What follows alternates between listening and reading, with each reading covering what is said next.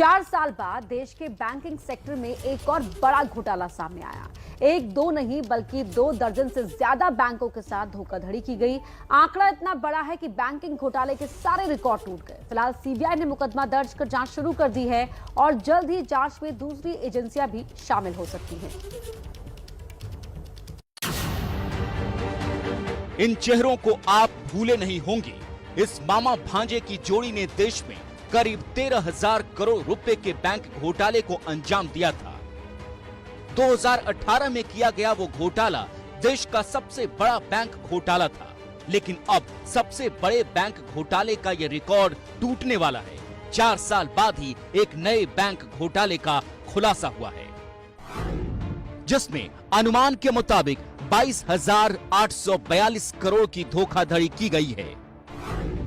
देश के बैंकिंग इतिहास के सबसे बड़े इस घोटाले में सीबीआई ने केस भी दर्ज कर लिया है।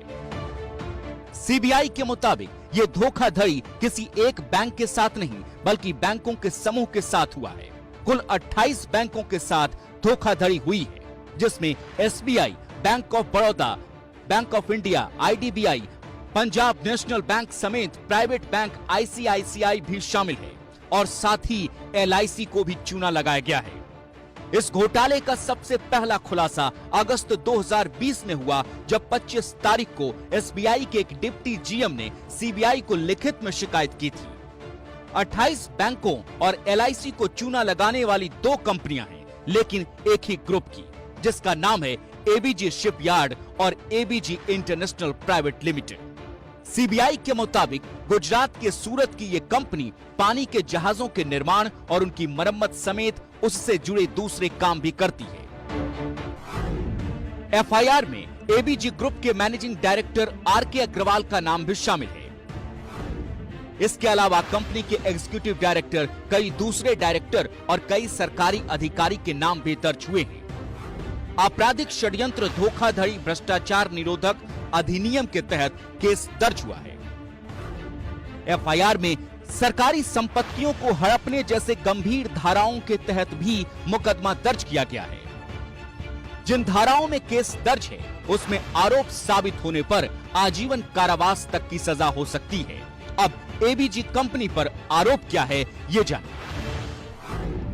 एबीजी कंपनी ने बैंकों के समूह से लोन लिया और साथ ही कई तरह की क्रेडिट सुविधाएं भी। बैंकों से मिले पैसे को इस कंपनी ने अपनी सहयोगी कंपनियों के जरिए विदेशों में भी भेजा।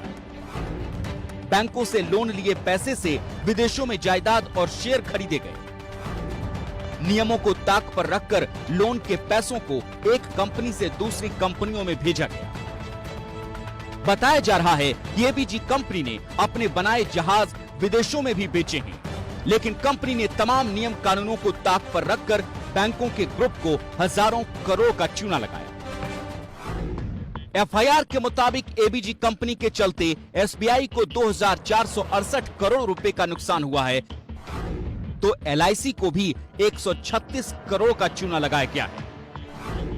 बैंकों के ग्रुप के साथ कुल 22,842 करोड़ की धोखाधड़ी हुई है। यह घोटाला 2012 से 2017 के दौरान का है, यानी मनमोहन सरकार से लेकर मोदी राज तक। सीबीआई ने इस मामले में मुकदमा दर्ज करने के बाद 13 जगहों पर छापेमारी की, जहां कई आपत्तिजनक दस्तावेज बरामद हुए हैं। सीबीआई सूत्रों का दावा है कि मामले की जांच की आंच बैंकों के बड़े बड़े अधिकारियों तक पहुंच सकती है, तो जैसे जैसे जांच आगे बढ़ेगी वैसे वैसे कई नेताओं के नाम भी सामने आने की आशंका है।